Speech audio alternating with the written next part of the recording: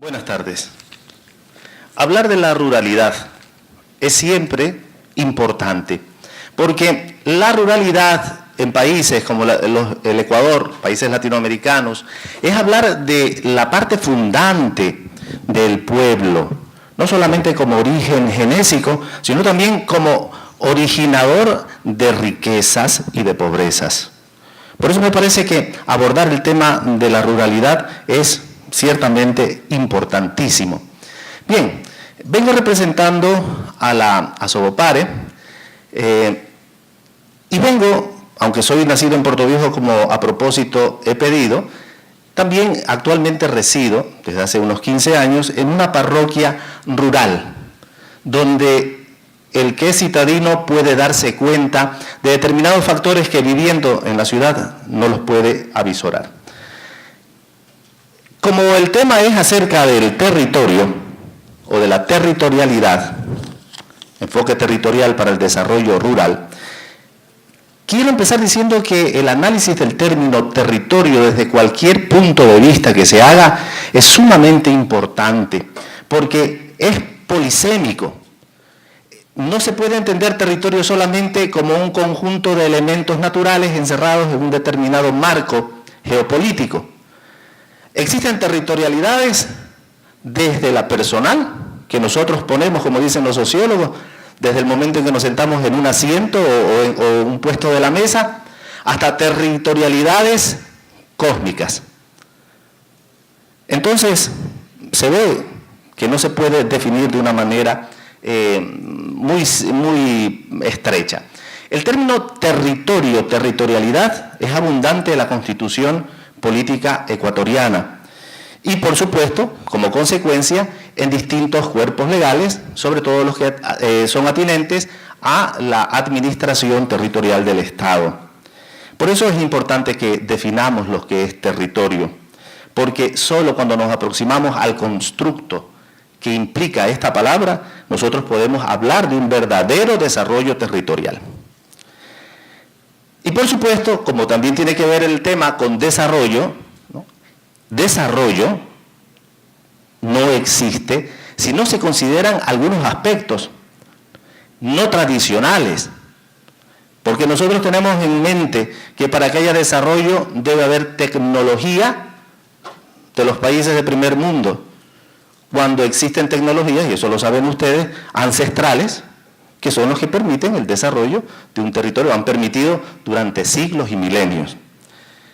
Estos aspectos no tradicionales son la racionalidad, la sostenibilidad y las tecnologías amigables. Tengamos en cuenta el artículo 275 de nuestra Carta Constitucional, donde se nos habla del régimen de desarrollo como un conjunto organizado de sistemas. Nótese lo que la Constitución sabiamente quiere decir. El régimen de desarrollo es el conjunto organizado, sostenible y dinámico de sistemas económicos, políticos, socioculturales y ambientales.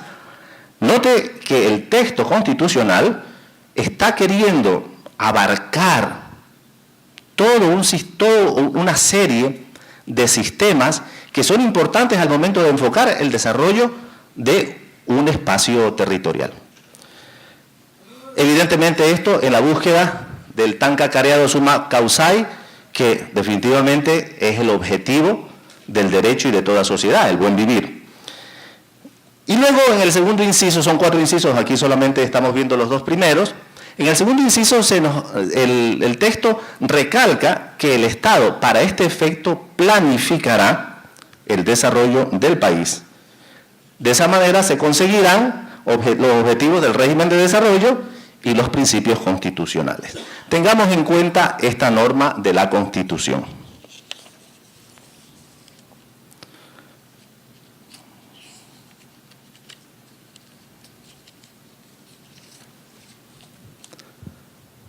Bien, decíamos al principio que el término territorio es polisémico, tiene muchos significados. Aquí hemos traído uno de Álvarez, donde se trata al territorio como una parcela geográfica. un hábitat. Decíamos que esta multifuncionalidad del término territorio impide que nosotros tratemos la abundancia de enfoques que se le pueden dar. Pero vamos a tratarlo aquí porque ese es el sentir de la Carta Constitucional y de las normas jurídicas que tienen como efecto regulamentar la administración del Estado. Son parcelas geográficas. Pero nótese, y decía ya, que sirve de hábitat exclusivo a un grupo humano o a un individuo. Vean que se hacen dos referencias, al grupo como tal y al individuo, porque no hay territorio que sea habitado por una masa informe e impersonal. Los individuos habitan el territorio y se asocian para los fines comunes para los cuales se necesita la estructura de la sociedad, dígase así en principio y termínese diciendo como Estado. De esta manera, dice el autor, se dice que de manera exclusiva, es decir, en el territorio no habitan sino los que habitan. El resto son personas pasajeras, son transeúntes, personas que a veces inciden de manera directa en la vida de la comunidad, pero que a veces definitivamente no inciden en nada absoluto. Tiende a mantener, dice el autor, porque el grupo de individuos tiende a mantener celosamente su derecho a evitar y explorar esa área geográfica sin interferencia por parte de otro grupo o de otros individuos. Esta inviolabilidad del territorio, entendido como pequeñas unidades, porque espero que se esté comprendiendo como que estamos direccionados hacia los espacios rurales, ¿verdad? No estamos hablando del conjunto, se puede entender así también, del conjunto del Estado, del país. Este dominio sobre el territorio es un aspecto que hay que tener en cuenta al momento de planificar cualquier tipo de medida de desarrollo en un terreno. Veremos luego que la Constitución también en el artículo 3, el número 6, si no recuerdo mal, dice taxativamente que se reconoce que una de las funciones del Estado es mantener la territorialidad. Y en otra de las disposiciones de la misma Carta se afirma que el Estado, creo que es el artículo 57, que el Estado garantiza las formas de gobierno ancestrales en los territorios. ¿Ven? Esto es interesante. Entonces, decíamos, entender el territorio es una cosa no tan sencilla, pero muy importante al momento de hacer una planificación de desarrollo. Bien, entonces vamos a mirar aquí algunas cosas que he traído del pensamiento y que espero que luego se hagan eco en el momento de hacer las preguntas o de hacer las intervenciones. Bien, entonces, el territorio es una extensión geográfica relativa. Y decíamos relativa porque puede ir desde mi cuarto, mi casa, mi terreno, mi recinto, mi comunidad, mi población, mi parroquia, mi cantón, mi provincia, mi región, mi patria. Vean que todas estas concepciones, el texto constitucional actual las ha tomado, ¿verdad? Luego, es también como extensión geográfica, y esto lo decía el autor citado, es como región geográfica también una región biótica. Es decir, tiene una población vegetal, animal, que interactúa con él o con los individuos que habitan el territorio. Es también, por tanto, una jurisdicción política. es una jurisdicción política. Es decir, un territorio no solamente es un conjunto de elementos geográficos, bióticos, sino también una demarcación que el Estado establece con unos límites que generalmente son, en todas las partes del mundo, son accidentes geográficos. Los límites son tan variados como un bosque, como una población o centro urbano, como el cauce de un río o la ribera del mar. Los territorios también son un ámbito vital. Es decir, las personas que viven en un territorio no se sienten ajenas al mismo, se sienten parte orgánica de él. Hace menos de 8 días, menos porque fue el día jueves, el alcalde de esta ciudad pidió al señor prefecto que se adoptase por himno de la provincia el Pasillo Manabí. Traigo a colación esto de aquí porque esto nos va a hablar un poquito sobre este ámbito vital orgánico. Cuando nosotros cantamos el Pasillo Manabí porque lo escuchamos de la abuelita, de la mamá o del papá, o lo escuchamos en donde el vecino, y lo enseñaron en la escuela y lo fuimos haciendo nuestro.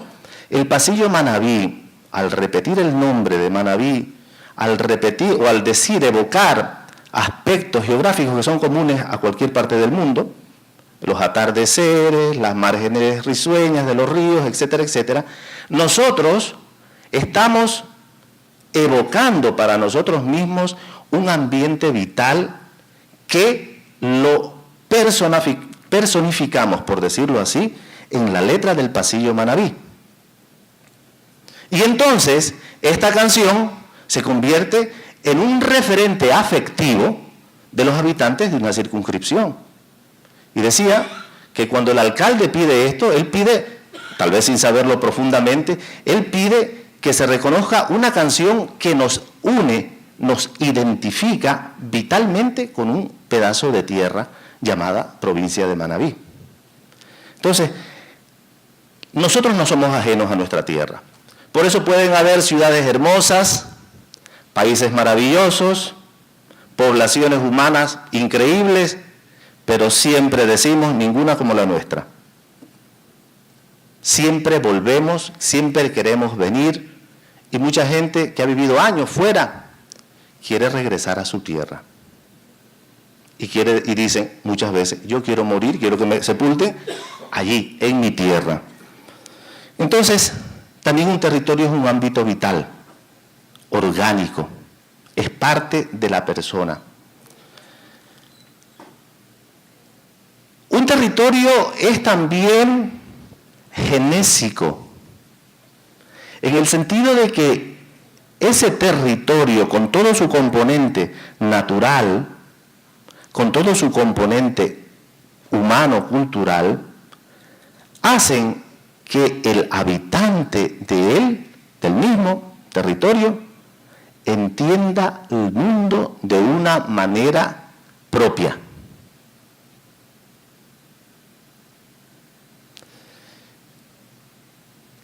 Esto de aquí nosotros lo podemos entender muy bien con algunos usos o costumbres que tenemos nosotros o que tienen personas de otros territorios y que en nosotros no van, no están. Por ejemplo,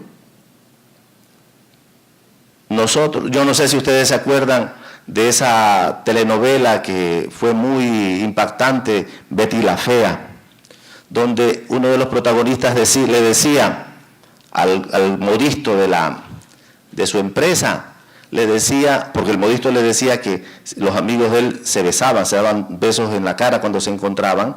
Él dijo esta frase que es muy sociológicamente, y para el caso que estamos hablando, muy importante.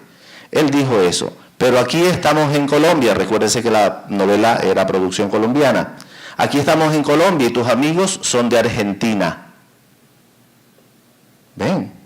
Esas concepciones que a veces se confunden, a veces son parte, pero a veces también se confunden con otros aspectos culturales, externos, exteriores, son situaciones que nacen del mismo espacio. Entonces, un ambiente, un territorio, nos enseña a comprender el mundo de una manera.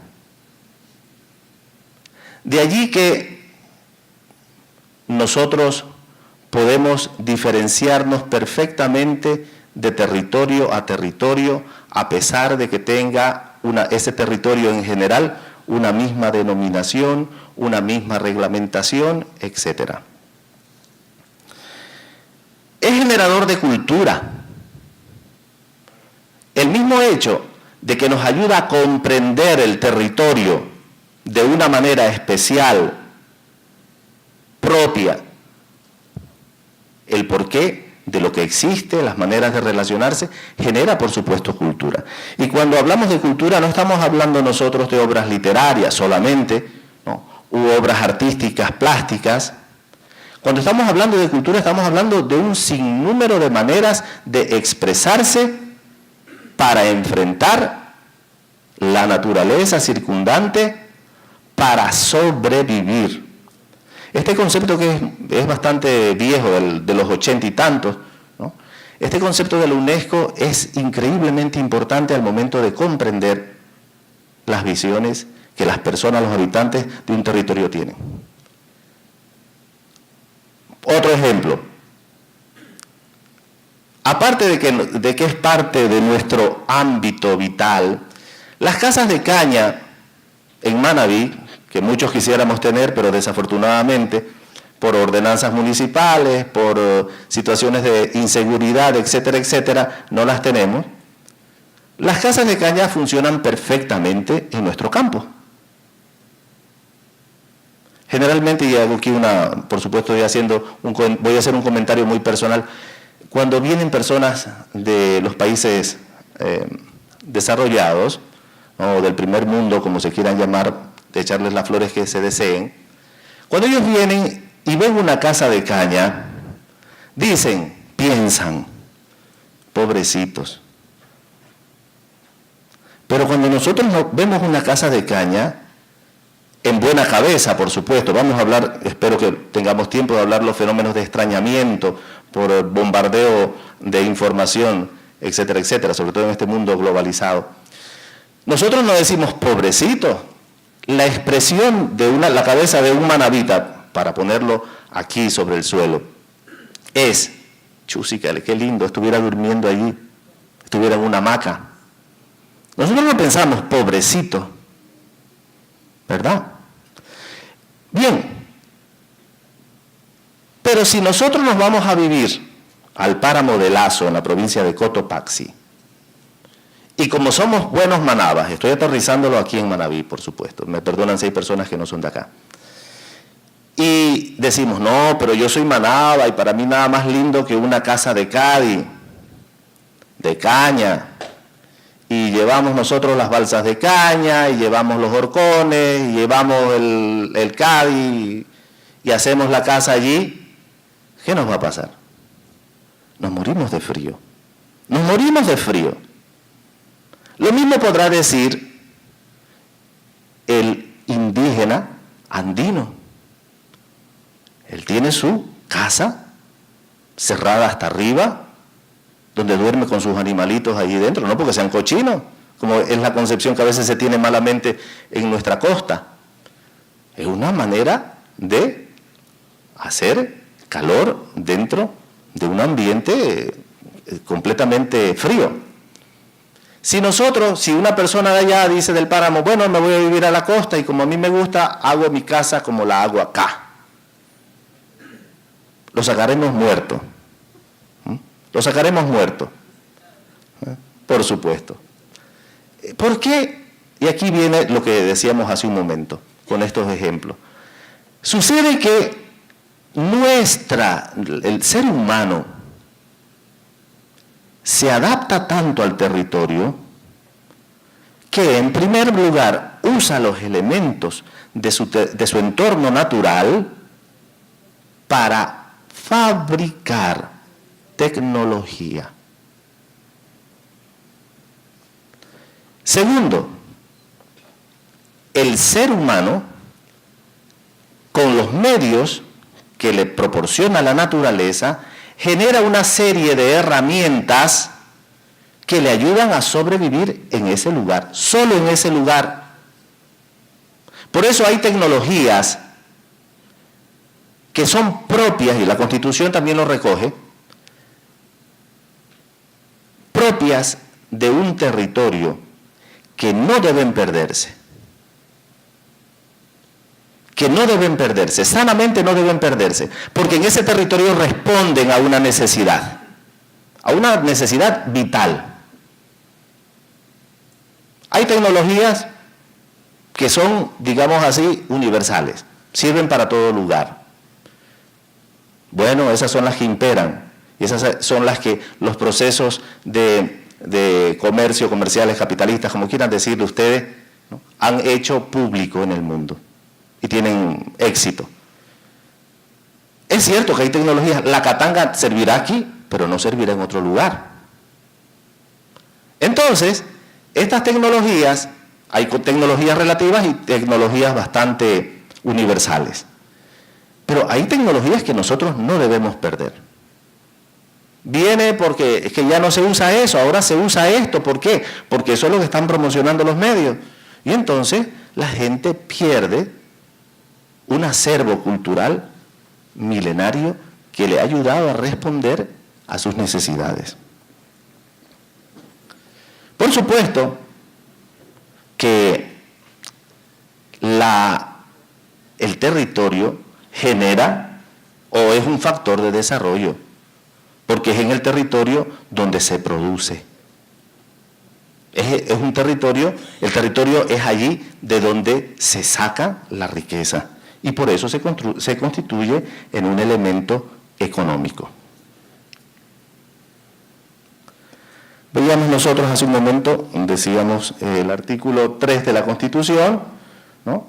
En el número 6 nos dice que es un deber primordial del Estado promover el desarrollo equitativo y solidario del territorio.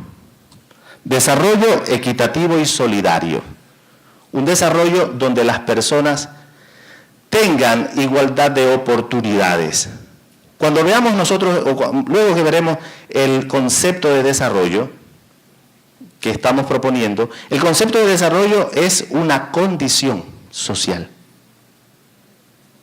para que en esa condición se den las condiciones se den para que las personas de ese territorio puedan progresar y puedan tener su nivel de vida aceptable.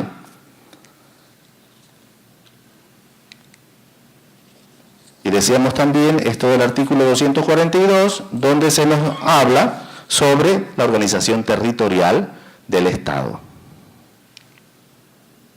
Bien, vamos al tema del desarrollo. Decíamos que el desarrollo es una condición social. ¿Para qué?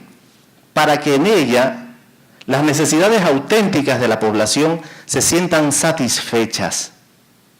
A veces el concepto que tenemos de desarrollo es el de modernización.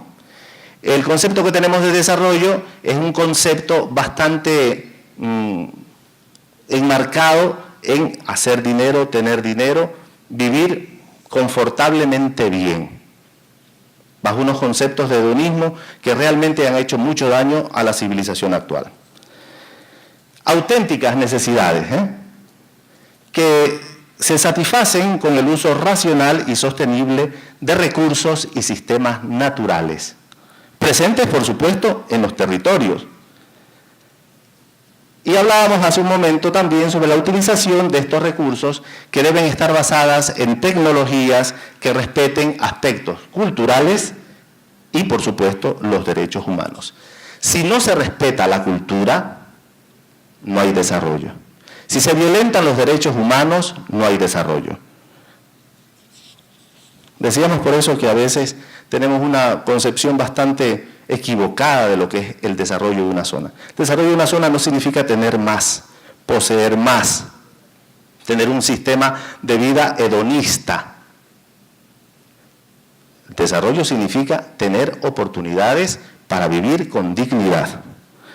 Y esta definición general, ¿no?, incluye la especificación de que los grupos sociales tienen acceso a esto, a organizaciones, es decir, puedan ellos organizarse y acudir a organizaciones que puedan apoyar su desarrollo efectivo, y a los servicios básicos como educación, vivienda, salud, nutrición, y sobre todo que sus culturas y tradiciones sean respetadas dentro del marco social de un Estado-nación particular.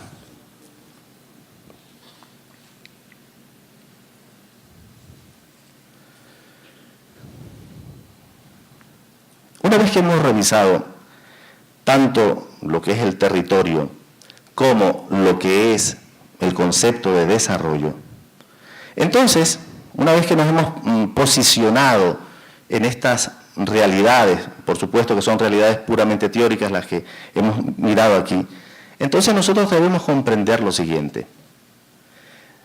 Si los habitantes de un territorio no tienen una conciencia clara de quiénes son, de dónde vienen y a dónde van, esos territorios violentarán. Primero, tendrán un concepto equivocado de desarrollo para su territorio. Querrán que en su territorio haya una emplasticadora de no sé qué, hay una procesadora de no sé cuál, que son las ideas que a veces tenemos nosotros en nuestra ruralidad. Aquí sería lindo poner una fábrica de tal, un procesador de cuál. Bien, si no sabemos de dónde venimos, a dónde vamos, si no sabemos de lo que somos capaces, si no sabemos lo que tenemos, no seremos capaces de desarrollar. Y ahí la importancia de que las personas encargadas de las administraciones, tanto de los gobiernos parroquiales como de las demás instancias de poder administrativo en el país, procuren la capacitación. No es una capacitación tecnológica, Vean ustedes, en las zonas rurales hay muchos, puedo decir mucho, pero las ideas vienen y van. Miren, no se puede pensar que la ruralidad es lo más importante, es lo más importante. Pero no se puede pensar que las autoridades piensen que es lo más importante. La concepción del sistema administrativo en nuestro estado y en cualquier otro estado, por más buenos intentos que existan, sigue siendo centralista. Sigue siendo centralista. Más o menos, pero sigue siéndolo. Entonces, la ruralidad, como ya lo han dicho los expertos, es una realidad marginal.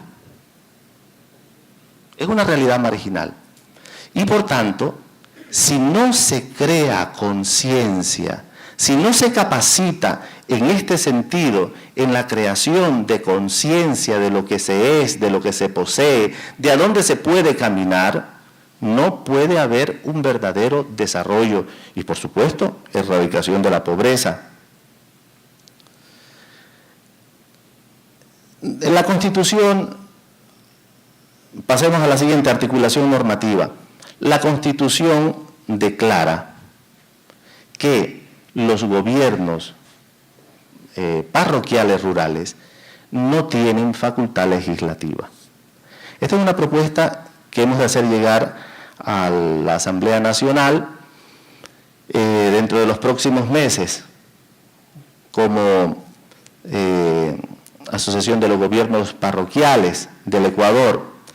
Es cierto que se crea un conflicto si se le otorga a los gobiernos parroquiales más allá de una simple reglamentación, que es lo que actualmente le otorga la Constitución y las leyes, tanto la CODOTAT como la Ley de Gobiernos Parroquiales Rurales.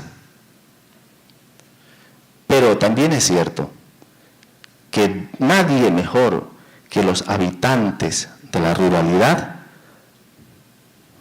capacitados, identificados, con conciencia de quiénes son, nadie mejor que ellos para poder regular sus propias normas, que evidentemente no se deberán ir contra los estamentos de mayor grado, como la Constitución taxativamente lo prohíbe. Entonces, es cierto que tanto estos cuerpos de leyes, la Constitución y el CODAT y la Ley Orgánica de Juntas Parroquiales, es cierto que hablan de que las planificaciones de desarrollo deben ir o deben ser consultadas con tanto las municipalidades como con el gobierno provincial.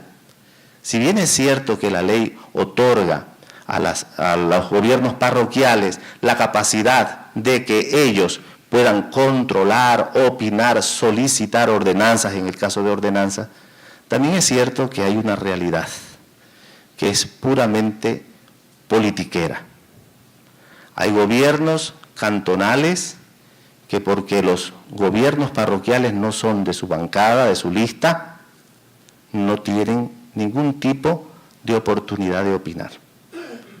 Y frustran aún las propuestas más legítimas, más claras y más anticipadas que pueden haber hecho los gobiernos parroquiales ante su superior, digamos, administrativo, digámoslo así. Entonces, ¿hasta qué punto el gobierno parroquial debe esperar que el municipal les diga está bien o está mal?